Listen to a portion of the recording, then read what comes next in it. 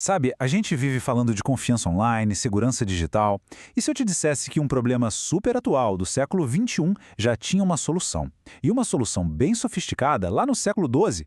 Pois é, hoje vamos mergulhar num sistema jurídico antigo, mas que é, olha, surpreendentemente moderno. Um sistema criado para garantir que a palavra de alguém fosse literalmente lei.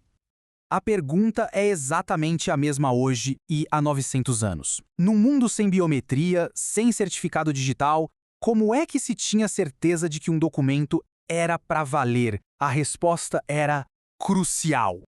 Porque, veja bem, confiar num documento não era um luxo, era a base de tudo. Sem essa confiança, empréstimos simplesmente não seriam concedidos, o comércio iria parar e todo o castelo de cartas social e financeiro podia desmoronar. O risco era altíssimo.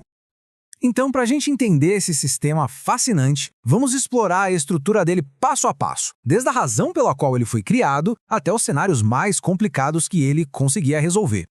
E o motivo por trás de tudo isso é super prático, na verdade. Esse sistema todo de verificação de assinaturas não era só um exercício de lógica, não.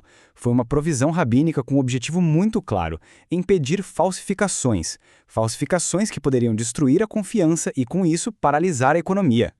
E aqui está um ponto central. Isso não era uma lei bíblica imutável, mas sim uma salvaguarda, sabe? Uma proteção dinâmica. Era um mecanismo criado por sábios para lidar com um desafio bem real daquela época, o aumento da desonestidade. Tá, mas e na prática? Como é que eles resolviam isso? A resposta foi criar um tribunal especializado, com uma única missão: autenticar documentos. E para isso, ele tinha regras bem específicas. A primeira regra, e talvez a mais importante, o número de juízes. Precisava ser 3. Isso era fundamental, porque com 3 juízes, a decisão era considerada um julgamento formal, de verdade. E por ser um julgamento, isso significava outra coisa: o processo não podia acontecer de noite. O resultado era um sistema engenhoso. Ele era formal, tinha o peso de um julgamento, mas ao mesmo tempo era acessível. Não precisava de especialistas em direito, não. Pessoas comuns e íntegras da comunidade podiam formar o tribunal. E a genialidade do sistema está em como esse tribunal operava. Ele não dependia de um único método para chegar na verdade. Ele tinha, na verdade, um conjunto, um kit de 5 ferramentas diferentes de verificação. E aqui estão as 5 chaves. As 3 primeiras são bem diretas, né? Os juízes veem com os próprios olhos ou ouvem direto das testemunhas.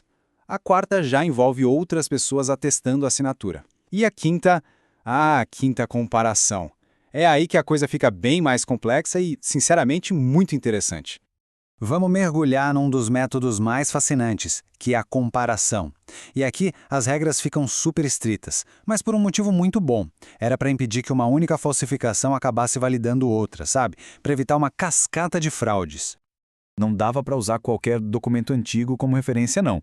Tinha que ser algo com um histórico sólido, como escrituras de terras com posse já estabelecida há anos, ou contratos de casamento. E o ponto mais importante é este aqui: o documento de comparação não podia estar com a pessoa que estava tentando validar o próprio documento. Isso evitava que alguém simplesmente fabricasse tanto o documento original quanto o de comparação. Uma salvaguarda genial contra as fraudes mais elaboradas. Mas a vida real ela é complicada, né? E esse sistema foi pensado para isso. Ele não servia só para casos simples, não. Vamos dar uma olhada em alguns cenários hipotéticos, uns e se, que mostram a verdadeira profundidade da lógica jurídica por trás de tudo. Mas por que essa regra tão específica? Ela mostra um princípio fundamental: a prevenção de qualquer dúvida futura. Com essa anotação, ninguém lá na frente poderia alegar que o documento foi aprovado de forma inválida por apenas 2 juízes. A integridade do processo era garantida desde o começo. E aqui a lógica fica, nossa, ainda mais sofisticada. Pense em 2 cenários. Primeiro, um juiz é desqualificado por roubo. Ele só se torna elegível de novo depois de provar que se arrependeu. Então, a assinatura dele só vale se ele se arrepender antes da validação. O status legal dele mudou. Agora, o segundo cenário, um juiz é acusado injustamente sobre a sua linhagem. Quando se prova que a acusação era falsa, ele pode assinar a qualquer momento. Por quê?